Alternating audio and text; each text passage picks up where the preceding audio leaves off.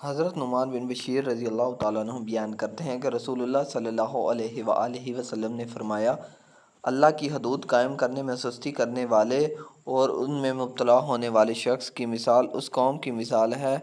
جنہوں نے ایک کشتی میں سوار ہونے کے متعلق قرعہ اندازی کی تو ان میں سے بعض اس کی نچلی منزل پر اور بعض بالائی منزل پر بیٹھ گئے۔ جو نچلی منزل پر تھے وہ پانی لینے کے لیے بالائی منزل والوں کے اوپر سے گزرے، جس سے اوپر والے تکلیف محسوس کرتے، لہذا نچلی منزل والوں نے کلہاڑا پکڑا اور کشتی کے نچلے حصے میں سوراخ کرنے لگے۔ چنانچہ اوپر والے ان کے پاس آئے اور پوچھا، تمہیں کیا ہوا؟ تو انہوں نے جواب دیا، ہمارے اوپر جانے سے تمہیں تکلیف ہوتی ہے اور پانی بھی ہماری مجبوری ہے۔ اگر اوپر والوں نے اس کے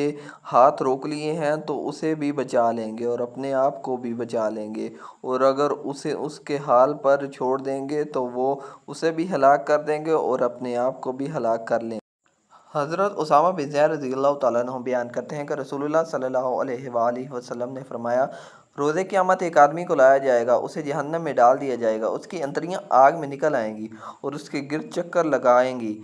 جس طرح گدھا چکی کے گرد چکر لگاتا ہے۔ جہنمی اس پر جمع ہو جائیں گے اور اس سے دریافت کریں گے کہ اے فلاں، تمہیں کیا ہوا ہے؟